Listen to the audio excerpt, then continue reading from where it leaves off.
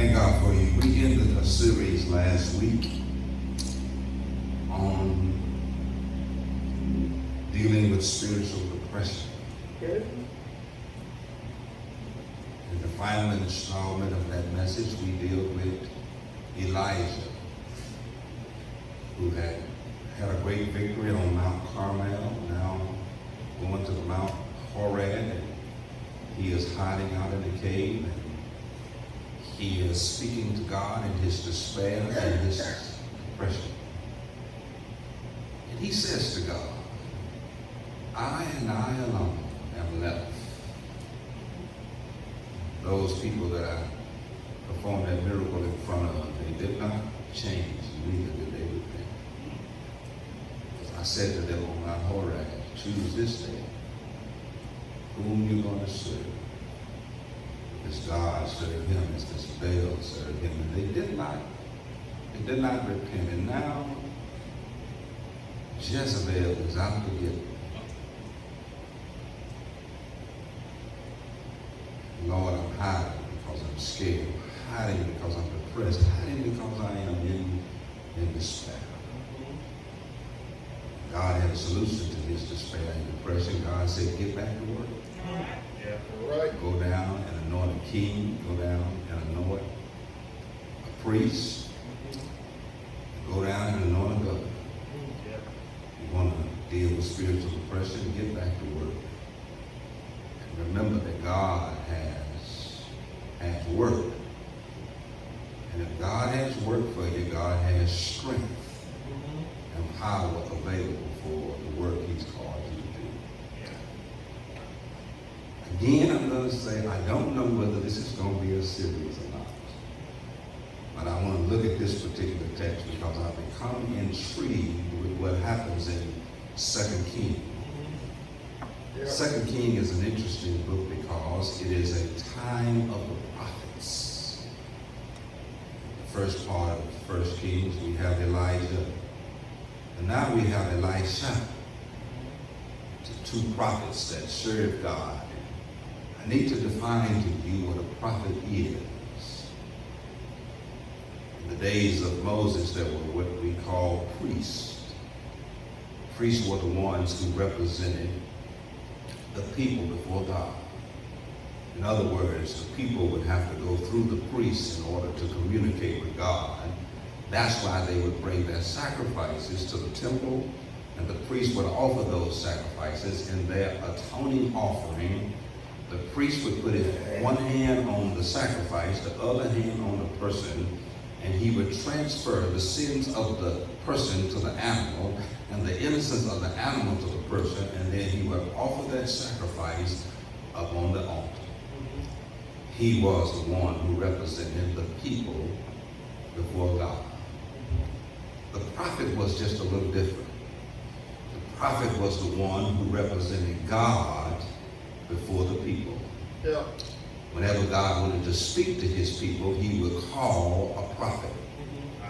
The prophet would be God's voice. He would be God's instrument. He would be God's mouthpiece. If God wanted to say something to his people, he would always say it through the prophet. God wanted to lead his people. You can see that in the book of Exodus. If you start at Exodus chapter 5 and go through the rest of Exodus, you will see one phrase at the beginning of each chapter, or each paragraph, or each command, or each set of instructions, and you will see the word, and the word of the Lord came to Moses. Because it was God to whom Moses was speaking through. Moses was a prophet, but he was also a leader. He was the one who spoke for God. God would speak to him, and then he would speak to the people. God would never give the people his instructions. He would always give it to Moses, and Moses would give the instructions to God's people. There is a principle in hermeneutics called the doctrine of first mention. The doctrine of first mention, and if you want to establish a doctrine, you have to go back to the first time God said something. And the doctrine of first mention will give you a consistency in the doctrine of continuous mention and further mention. So whenever God wanted to do something, God did it the first time, and God was pretty consistent. He was immutable. He did not change. God established how he was going to do it in the Old Testament. That's why he gave to Adam the commandments, and Adam transferred them to Eve, because God always spoke through one person to another person, and he always used that method to give instructions, to give directions, or to give edicts that he wanted people to follow. My brothers and sisters, I want to look at this particular prophet, Elisha. Elijah was a prophet who took the place of Elijah. Elijah was the one we talked about last week. The courageous man who destroyed the prophets of Baal, crucified, or executed, or killed them. He was hiding in a cave, but now he has been taken up to heaven.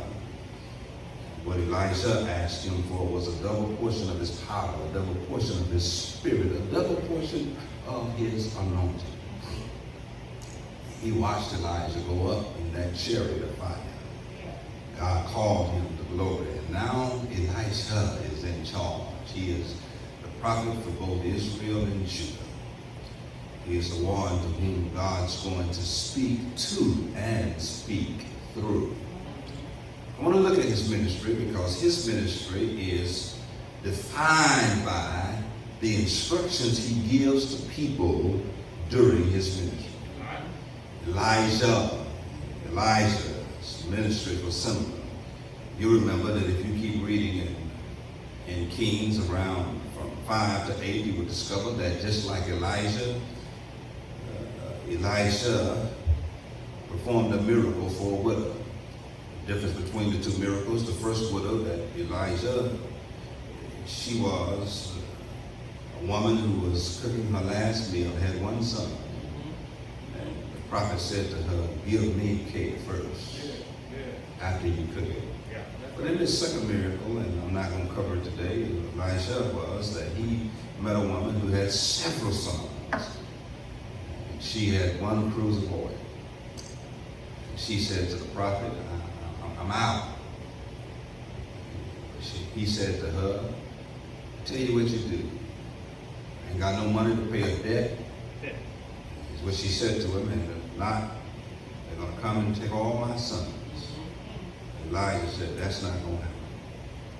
Take the oil that you have and find all the empty jars you can. Go to your neighbors, get all that you can. And take the one that you think is enough and pour it into the empty jars. And she poured until she ran out. Then Elisha told her to go sell it and take care of your debt. I'm going to look at this subject. I don't know if it's going to be a series or just a sermon. I want to look today at the power of following instructions. My brothers and sisters, you could be canceling, forfeiting, or delaying what God wants to do in your life simply because you can't follow instructions. I want to tell you, some people got the attitude, can't nobody tell me. Can't nobody tell you nothing. It's a good indication that you can't follow anybody's instructions. And sometimes you can forfeit, sometimes you can counsel, sometimes you can even delay what God wants to do in your life because you cannot follow instructions. I don't know whether this has been a sermon or a series, but I'm telling you, I came across this subject when I was preaching at Siloam last week, because there was a man who Jesus healed in his 22nd miracle. Jesus healed a man, but he didn't heal him the way he healed previous blind men. Previous blind men, Jesus just spoke. But this particular blind man, he spit on the ground, put mud in his hands, and he put it on the man's eyes. But then he told the man to go to the pool of Siloam and wash. Jesus healed that man. And that man was not healed because of the pool. He was not healed because of the mud, but he was healed because of the power of following instructions. The power was in following the instructions of Jesus. Because he was willing to do what Jesus told him to do, because he was willing to go where Jesus told him to go, because he was willing to follow the instructions of Jesus, even before he washed, he was healed, because the power was not in the pool, but it was in following the instructions. It was faith that was released in doing what Jesus told him to do. My brothers and sisters, this particular miracle is interesting because of who is involved. I can give you the main characters. It is a general named Naaman. It is the Syrian king. It is the king of Israel. It is Elijah. It is the servant girl who is Naaman's wife's mistress or maidservant, and it is Elijah's servant.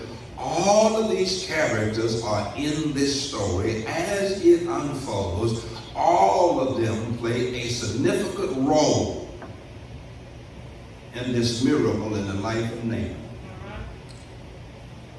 Commentators said that this is an interesting miracle because Naaman was not a Jew. He was not a part of the household of Israel, but he was a Syrian. He was a general in the Syrian army. He worked for a Syrian king, and in his reign as commander, he had defeated Israel. And in this particular text, we're going to discover the girl that had become his wife's servant. She was taken through a raid that was led by the Syrian army. She was taken hostage, and now she is in the house of Naaman. She's going to be very significant, my brothers and sisters. I told you she was taken from Israel. She was taken from the people of God. She knew who God was.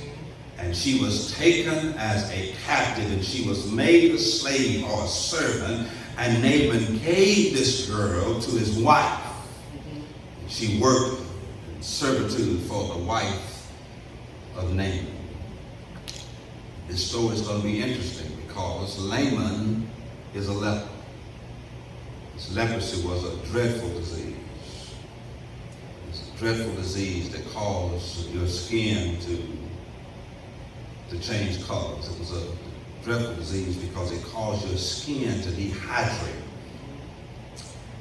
It was an awful disease because it was a disease that affected your social life, your social contact. This disease of leprosy was so bad that it caused people not to want to be around you, or whenever you left a colony of lepers, you had to announce that you were coming because people were so afraid of this disease. And Naaman, the Syrian general, had this particular disease, and it was a debilitating disease. It was a disease that caused him to be marginalized, separated. It was a disease that caused him to look different from everybody else.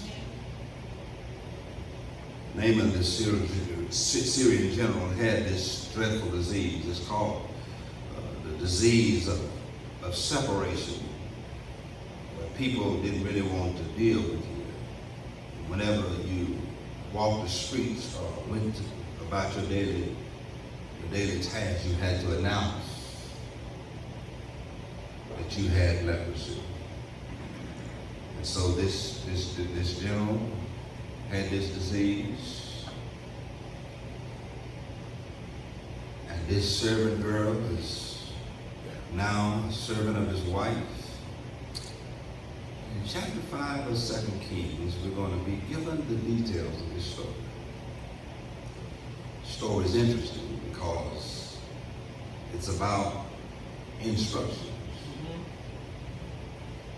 I don't want to belabor the point, but you might not understand this story unless you read the whole story. In order to read the whole story, you're going to find out that Naaman was an important man, a powerful man. If you read chapter 5, starting at verse 1, we're going to get his resume. Boy, he had an impressive resume. This was a description about a non-Israeli man, a commando of the Syrian army who had defeated Israel in some military campaigns, and God, according to this text, had strengthened him in a military campaign that was against his own people. We see that he was a great man, according to verse 1. He was an honorable man in the eyes of his master. And because by him the Lord gave great victory to Syria. He was a mighty man of valor, but he was a leper. My brothers and sisters, that's important, because sometimes you can miss what God wants to do for you because you're so impressed by yourself. You are so important. You have such positions of power and authority. You have such wealth and material things. And sometimes because of who you think you are, you can miss what God wants to do for you. As this story unfolds, you're going to discover Naaman thought he was somebody, but he was a leper. My brothers and sisters, you can get the feeling yourself sometimes. God doesn't give you success so that you can feel yourself, but he gives you success so that you can help humanity to become better. Sometimes he gives you success so that you can be a blessing to other people, and sometimes he gives you success so that you can be an example and a testimony of what it means to be faithful to God, what it means to be blessed of God, but he does not give you success so you can start feeling yourself.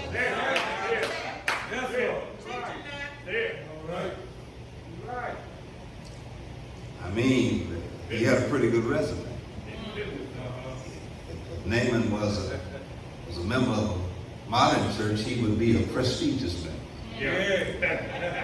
When he came in, he would have a designated seat. He came in, he'd want everybody to speak to him and give him deference and reverence. If he was a member of a modern church, he would park his car so everybody could know what he drove. If he was a modern member, he would make sure that if he gave his name was called. I'm just trying to tell you, he was a very important man. He was a very prominent man, and he was a man who would love to be noticed. My brothers and sisters, but the text says that the Syrians had gone on a raid in verse 2, and they captured this young girl in the land of Israel, and she waited on Naaman's wife. She noticed that her mistress's husband had leprosy. That Naaman was sick and was plagued with this disease. She said in verse 3 to her mistress, "If only my master knew that there was a prophet in Samaria, he would be healed of his leprosy." This girl, I can give it to you in the modern vernacular if you want me to. This girl said, "I've seen something like this before. I've seen people afflicted with a disease like this, but we got a prophet in Samaria. And the prophet in Samaria saw men like your husband. And after the prophet got through healing them, they were healed of their leprosy. Only if your husband knew that there was a prophet in Samaria that could deal with a problem like this." In other words, she was saying to her mistress, that listen, this is a problem he ain't got to live with if he could only get to the preacher. God has gifted and anointed the preacher to deal with a man with a problem like this. And so the text unfolds, and so Naaman was told about this girl and what she knew and what she said. And so Naaman went to the king of Syria and told him the story that this girl said that there was a prophet who could heal somebody who had leprosy. And so the text says that the king of Syria wrote a letter, or sent a letter in verse 5 to the king of Israel, and said to the king of Israel, I need you to heal, or to bring about this meeting of this prophet and my general Naaman, so that there can be a healing of his leprosy. And so Naaman departed. He took with him, according to verse 5, he took with him 10,000 talents of silver, 6,000 shekels of gold, and 10,000 changes of clothes. He brought the letter to the king of Israel and said to him what the king of Syria said to him. My brothers and sisters, the king of Israel was terrified when he was told this particular story and given this letter, because he said to his servants, the king of Syria is just trying to cause trouble. They're trying to stir up war. That's why he has sent Naaman and these other soldiers, just trying to stir up something. And so the king of Israel rent his clothes. The modern vernacular, he says he tore his clothes because he was so terrified. When the man of God, according to verse 8, heard that the king of Israel had torn his clothes, he said to the king and said, why have you torn your clothes?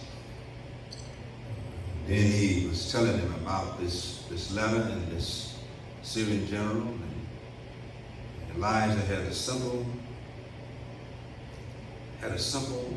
request. Please let him come to me, that he know that there is a prophet in Israel. And then Naaman went with his horses, his chariot, and stood at the door of Elijah's house. This story is going to get interesting. Because my brothers and sisters, this is Naaman. I told you he was an important man, a prominent man, a man of great accomplishments, of great success. And we know that he was a man who had a whole lot of money. Because verse number 5 says he took with him 10,000 talents of silver, 6,000 shekels of gold, and 10 changes of clothes. This was a man who had the money. When he went down to Elijah's house, Elijah sent a messenger unto him, Hazael, and said to him, go and wash 7 times in the Jordan, and your flesh shall be restored unto you, and you shall be clean. All my brothers and sisters, this story is about to get interesting. Because here is Naaman, who was now in Israel, in Samaria, and he now is in the presence of the king, and the king is advised by Elisha to send him to me, that he might know that there is a prophet in Israel, that there is a God in Israel. That's what Elisha was saying. And he got in with all of his money, he got in with all of his prominence, he got in with all of his prominence, and finally made it to the house of Elijah. And Elijah did not even come out to greet him. He did not even come out to meet him. He did not even come out to speak to him. And my brothers and sisters, this bothered Naaman. We're going to see in the text that he was expecting a ticker-tape parade. Because of who he was, he thought that he should have got a better greeting, that Elisha should have greeted him with more pomp and circumstance. He thought that they should have just laid out the red carpet. But Elisha didn't even go out. He sent his servant out and gave the instruction. All my brothers and sisters, that they did not come directly from the mouth of Elijah, but Elijah's servant passed the word on to Naaman. And my brothers and sisters, the text says that Naaman was insulted. Look at verse 11. It says, but Naaman became furious. My. He was furious went away saying, indeed, I say to myself, he surely will come out to me and stand and call on the name of his God and wave his hands over the place, and I will be healed. Oh, can I stop and park right here? Yeah. This flies in the face of Benny Hinn's ministry and Peter Popoff's ministry, the apostolic ministries of those who stand on television and in order to get people healed, to call them up to the stage and to lay hands on them. Yeah. Listen, if this would have been Benny Hinn, Naaman would have been happy. But Elijah was a real preacher. He understood it wasn't his touch, but it was God's power. Elisha knew that he didn't have to touch Naaman. But Naaman was a man who had a big mentality, a grand mentality. He wanted there to be pomp and circumstances. He wanted there to be a ticker-tape parade. He wanted Elijah to do something big. He wanted Elijah to put on a performance. He wanted Elijah to put on a show. He wanted everybody to notice. But Elijah stayed in the house and sent out his servant and gave him the instructions to get his healing. I want you to notice what the text says, well, how Naaman wanted his healing to take place. He wanted him to come out, stand, and call on the name of the Lord and wave his hand over the place with oil and a prayer cloth, a point of contact. That's what Naaman wanted. Naaman wanted to show a performance. He wanted to be grand and big. But all Elijah said through his servant, go tell him to go and wash in the Jordan 7 times, and his flesh would be healed. You notice verse number 12. He's still talking. Ain't went nowhere. Still talking. Ain't made a move toward the instructions. This is what he concluded in verse 12. He said, there are better rivers in Damascus. There's 2 of them, as a matter of fact. He could have given me commandments to go dip in. This is interesting because Naaman wanted his miracle his own way, based on his own terms. He wanted to tell God how to do what God was going to do for him. He wanted Tammy to name it and claim it, decree it and speak it, and it come to pass. He wanted to tell God how to do what God was going to do for him. Don't that sound like modern churches today? The modern apostles and preachers, you go to their churches, they tell you to name it and claim it, decree it and speak it into the atmosphere, and you can move the hand of God because you speak something and you can tell God what to do, how to do it. You can negotiate with God. You can give God something, and then you can tell God what you want. You can give God direction, but God can't give you no instruction. And the power is not in directing God, but letting God instruct you.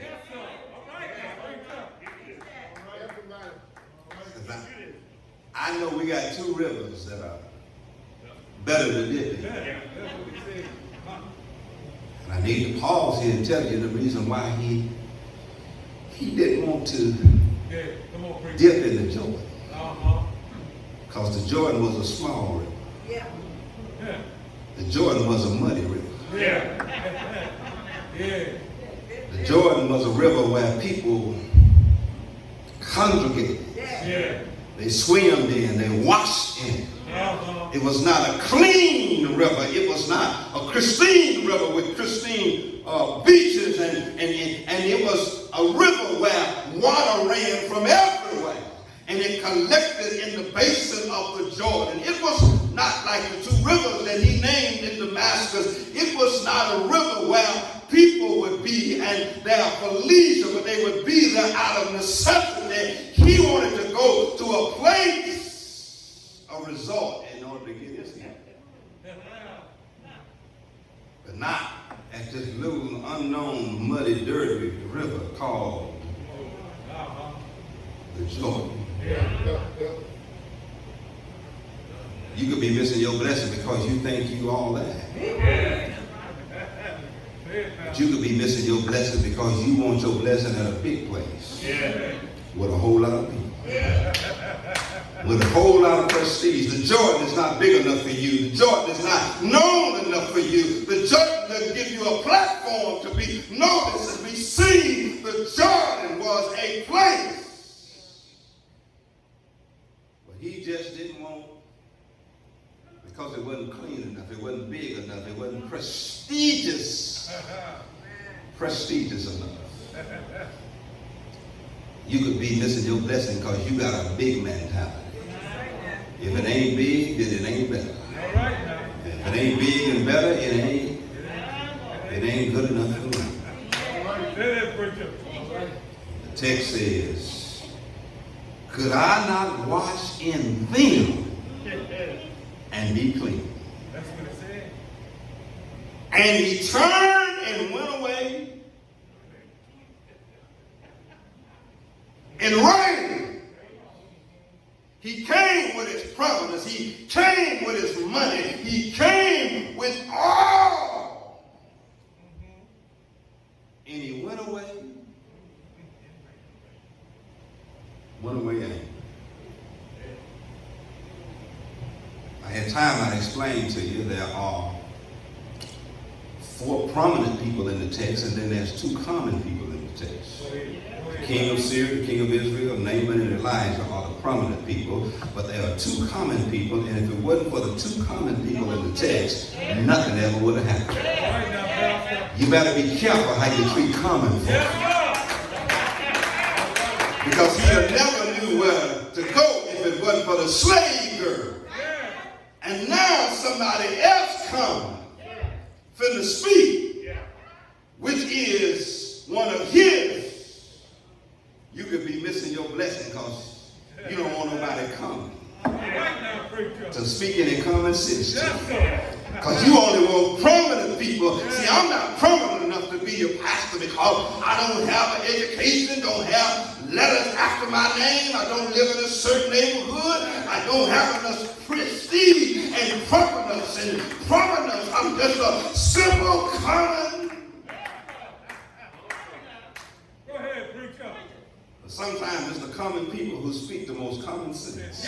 Because you can't be an educated fool. You can't be a person that knows too much that you don't know nothing. Can't nobody tell you something. I can't tell you anything. I'm reading this book by Jordan Peterson. He says when you talk to somebody, always assume that they know something you don't. Because it's what you don't know that keeps you from getting where you're trying to go in life.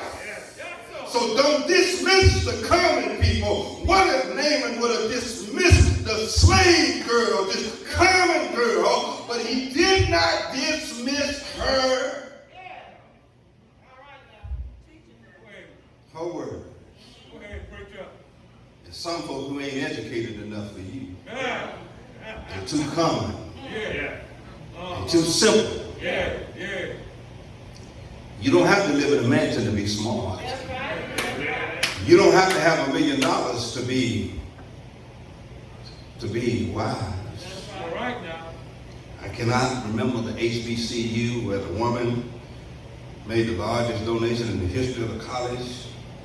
She did not run a Fortune 500 company. She did not own a house in the suburbs. She did not live in a gated community. She did not trade stocks on Wall Street. They asked her then, where did the money come from? ironing clothes, and housekeeping. Sometimes you can't judge a book by its cover. Folk who look like they got money, they don't have it, they just look like it. They put on a real good front. You better be careful when you ignore common people who are not on your level, people who have less than you have, people who are on the lower social economic rail. You better be careful dismissing common people.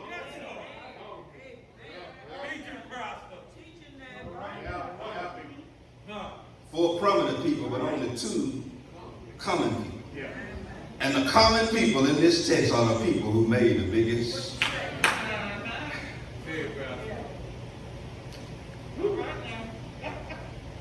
One said, listen, if you could get your husband to that property in Samaria, boy, his problems would be over when it came to his disease. And now this other common guy, who is the servant of Naaman, is watching his master. Because he knows his master. Because he's been his servant for a while. He knows how grandiose his master is. His grandioseness makes his master have a big mentality. Because look at what he says in verse number 13. The servant came near and spoke and said, my father, if the prophet would have told you to do something great, would you not have done it? How much more then if he says simply, wash and be clean?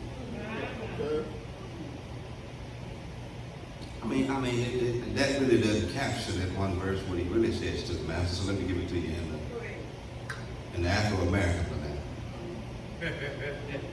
Now, if he'd have told you to give a seed, to buy a prayer cloth,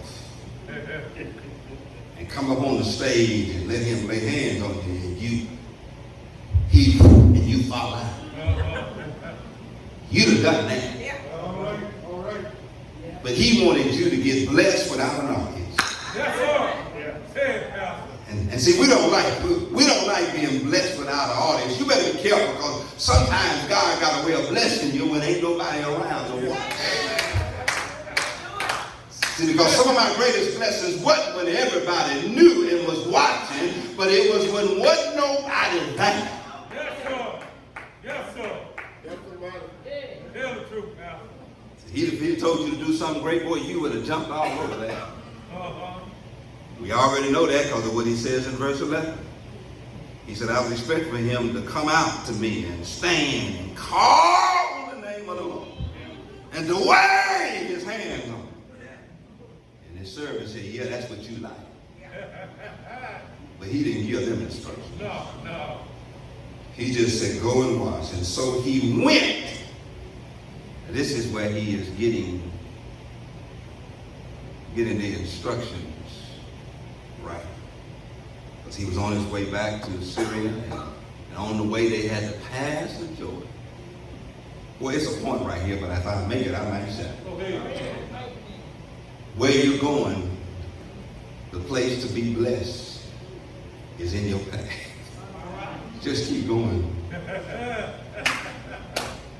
Keep going. It wasn't out the way, but it was on his way back. He had to pass the Jordan.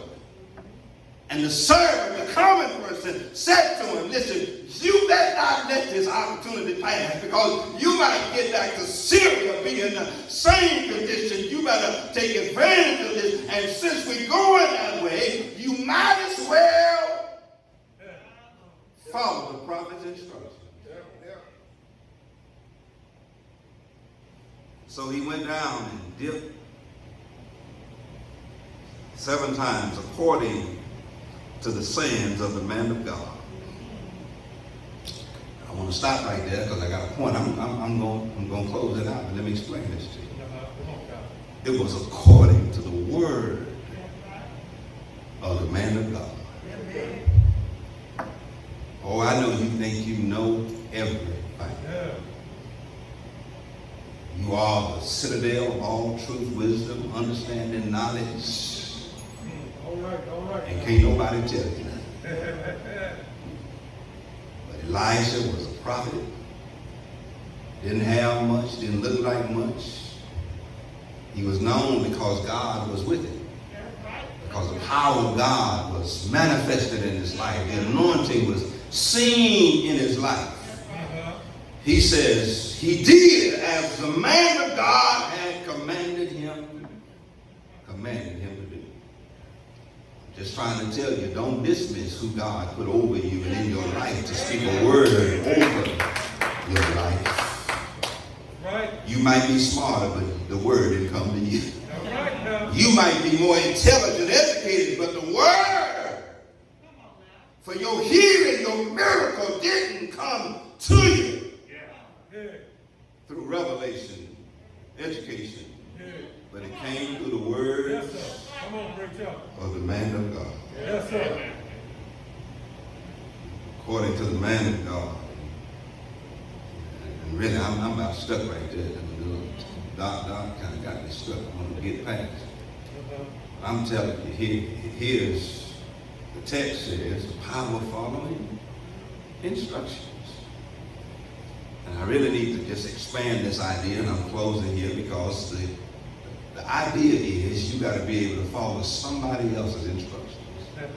You got to let somebody else tell you something. Yes, sir. You limit what God might want to do in your life because can't nobody tell you nothing because you think you know everything. Help.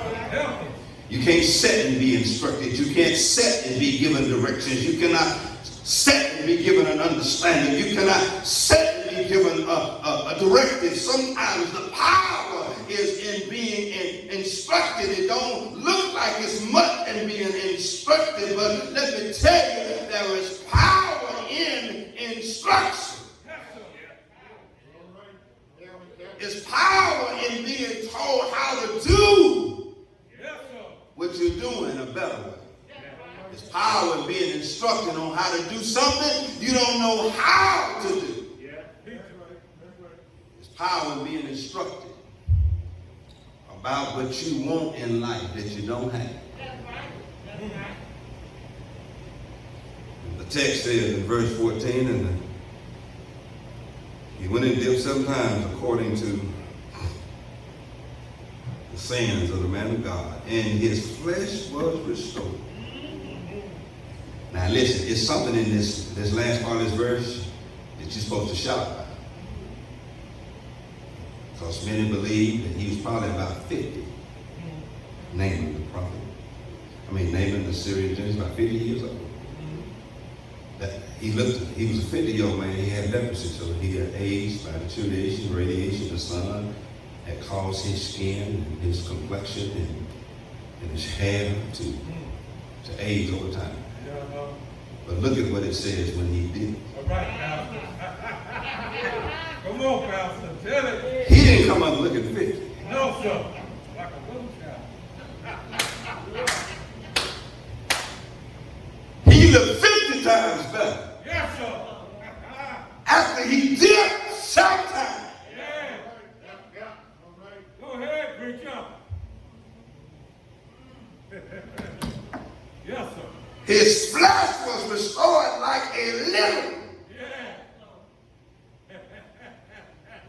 He looked better after he got in that. Yeah. Man, it's a principle right here I got to teach you before I go to my seat. Yes, sir. Sometimes you got to get in some dirty to come out clean. Yeah, preach up. I told you, you don't like Yes, sir. mess. The Jordan was messy, dirty, Yes, sir. Go ahead, preach. but it went in Yeah. Go ahead. dirty. Yeah. Disease Yeah. got in something dirty Yeah. and disgusting. Yes, sir.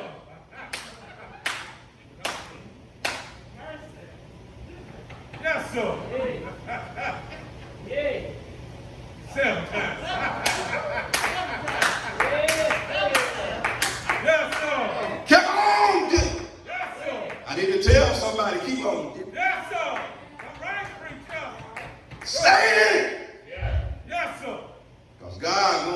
clean some stuff up. Yes, yes, sir. Yeah. Go ahead, preacher. You want out. Yeah. Don't want to even get in Uh-huh. dirty situation. Yeah. A dirty situation will clean you up. Yes, it will. I ain't talking about what you do in your laundry Uh-huh. room in your washing machine. Yeah. Because you can't clean dirty clothes with dirty water. No, sir. But you ain't God. Go ahead, preacher. Follow my instructions. Yes, sir. Got in that dirty water.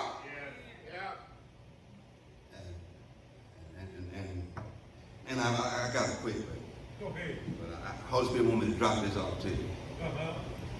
Sometimes you can quit dipping too early. Because the first time the dip don't work, you still dirty. Yeah. The third dip don't work, you still. Uh-huh. And about that fifth dip, you be like, it ain't working. Uh-huh. It's about the power of persistence. Yes, sir. Keep on here. Just keep on. Yes, sir. You can't give up. Yes, sir. See, the old folk, they wasn't like us, all educated and smart. Yeah. Yeah. They had more theology in their music than we do in our thinking. It may not come. But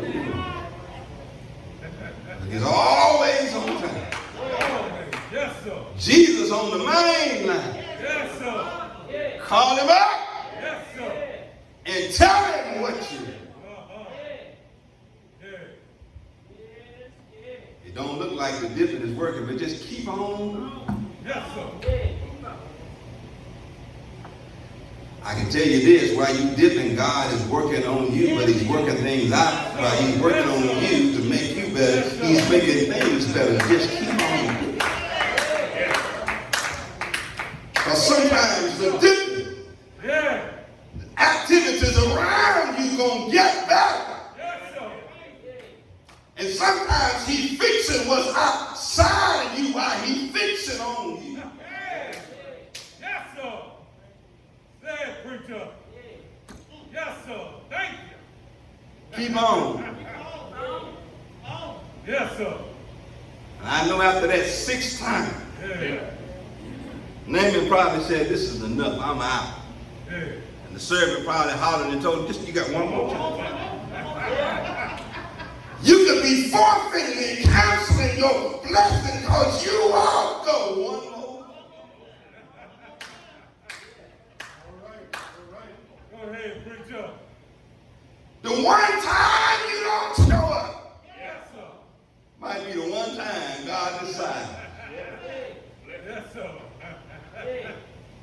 to turn things, Yes, sir. turn things around. Right. Let me get back to my original statement. Because I'm closing with this. He looked better than he looked. Because he went back to looking like a baby. His baby skinny. He looked like Chuck. Grown man in a baby body. Yeah. Good skin. Yeah. Dipped in that water and he started looking back. Yeah. Than he did when he was a grown man.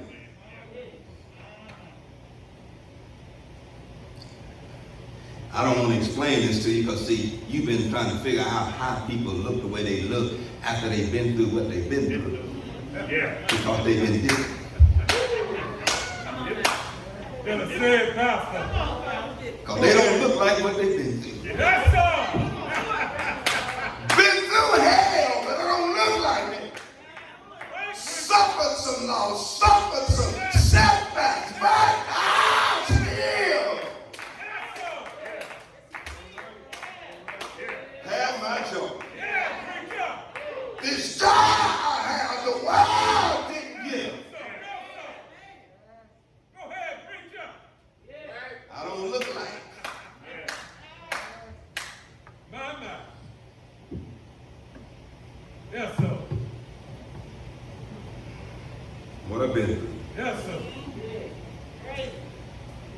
Listen, y'all, I'm happy, but can I give you All verse right, come on, 15? preacher. It's all Because what I right. want to do, Charlene, in giving you verse 15, Yeah, I want to blow up yeah.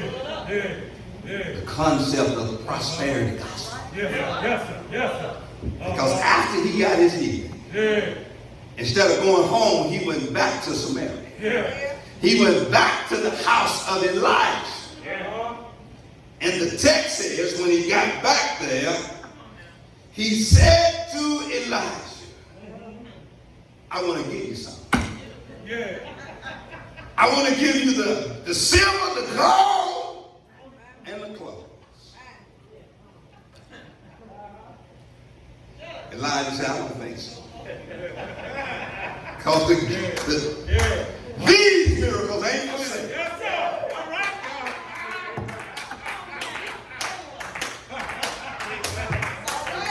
yes, sir. He said, God did this Yeah. so that you will know there's a God in all the earth. There is no God in all the earth except in Israel. So therefore, take your gifts. Take them on back with you. Elijah said, I don't need no. He said, as the Lord liveth, before whom I stand. Yeah. Oh, Miss Mo, this is killed the prosperity gospel. I will receive. Go ahead. Yes, sir. Go ahead. Seed sowing. Yes, sir. Partner with, covenant with me. Yeah. This kills Benny Hinn's ministry. Says, I will receive nothing. You got this miracle because God is going to demonstrate. It ain't but one God. Yes, it is. And then as if though, because you remember Naaman wanted to feel special. There's another phrase in there, and I got to close this sermon, but there's another phrase in there. He didn't take it, but then there's another, because he wanted to feel important. He wanted to say he got something with what he had. He didn't want to go back to Assyria and just say, oh, you got healed. How did you get healed? I went to the best doctor. I found a doctor. Down in Samaria, he's a specialist. He only takes so many appointments a year. And with my wealth, I got to see him. He didn't want that simple story. I went and dipped Yes, sir. Yeah. 7 times in the Jordan. Yeah. And so the text says he urged him. After he offered it and he rejected it, he urged him. The urged it means he said, listen, you know how you try to get somebody money and they don't want it? They said, take it. Yeah. Please take it. I need to have a story when I get back to Syria. But he refused. Mom, would you tell me 2 preachers you know who will refuse money? Twice. Yeah. It ain't one who won't refuse. And so he got his stuff, and I might as well end the story with verse 20, because it's always somebody, Gehazi, who was the servant who came out, sent by Elijah to tell Naaman to go dip. He heard this conversation of Naaman trying to give this gifts and money to Elijah. And boy, he started talking to himself. He said, boy, I could do something with that money. I could buy me some land, olive gardens, some sheep, some goats, and some servants. So Naaman was on his way back to Syria, and Gehazi said, wait a minute. He can leave, but he gonna have to, I'm gonna get some of this. And so he went back and made up a story. Said that the school of the prophets were trying to do something. They had a project and they needed money. Because he caught up with the chariot of Naaman and told him this story. It's right there in the text, starting at verse 2. And said, look, School of the Prophets got a project and they need some donations. And listen, Naaman was more than willing. In fact, Naaman gave him more than what he asked for. Read it right there in the text. Because see, it was his pride still in the way even after he got his blessing. After he had been rejected by Elijah, Gehazi went and said, look, I'll take a look. Then when he got, and I'm going to tell you how low down Gehazi was. They helped him load it into his chariot. But when he got to the gates of the city of Samaria, where Elijah was, he told them, listen, y'all don't wait for enough. I got it. You'll get that on the way home. He said, thank y'all. Y'all went for enough. And then he stopped them at the gate and he went on in and he thought he had gotten away. Thought he had gotten away with this deception, this act of greed. But when he got in the presence of Elijah, and this is where I want to close, because Elijah had a discerning spirit. You couldn't be in the presence of Elijah and not be discerned by Elijah. Elijah could read the room. In other words, Elijah could know what couldn't nobody or didn't nobody tell him. He could discern deception. And when Gehazi got in the presence of Elijah ran like a bull.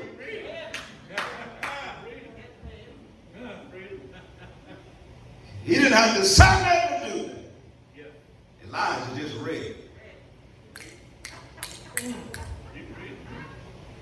Yeah.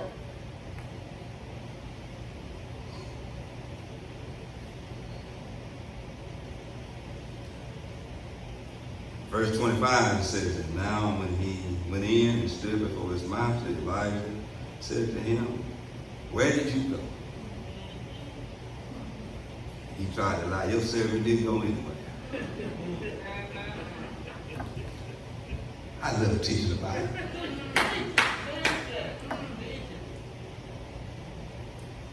And he said unto him, did not my heart go with you when you turned back from the chariots to meet me? You received money. He told him what he had planned to do with the money. You received the clothes, and you're trying to get you a vineyard, and an olive grove, and sheep, and goats, and female servants. And this is what I'm going to close with. I'm going to put my pad over here. Now, this was a miracle about being healed from leprosy. But because of greed, the disease that Naaman had. Got to be careful when you greed. Yes, sir.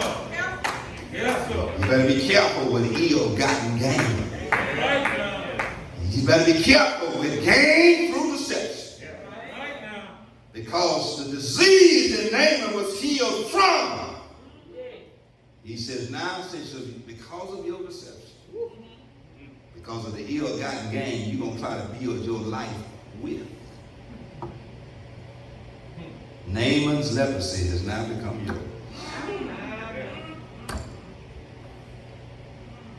What a tangled web we weave. Yes, sir. When we practice to deceive, he thought he was going to get by and get away. And I'm going to tell you, justice delayed ain't justice denied. And sometimes, according to Jordan Peterson, justice has a way of tracking you until it finds you. And the thing about justice is it'll find you when you ain't ready to be found. It's when you think you got away, think all your plans that you made, you are now at a good place. But justice is a bounty hunter that never stops its pursuit. Justice has a way of right and wrong. Yeah. Justice has a way of pursuing you. Now, this is one question I got to ask. I really want to holler, but That's all right. Go ahead. I'm going to ask this question to you. Do you want to be broke or diseased?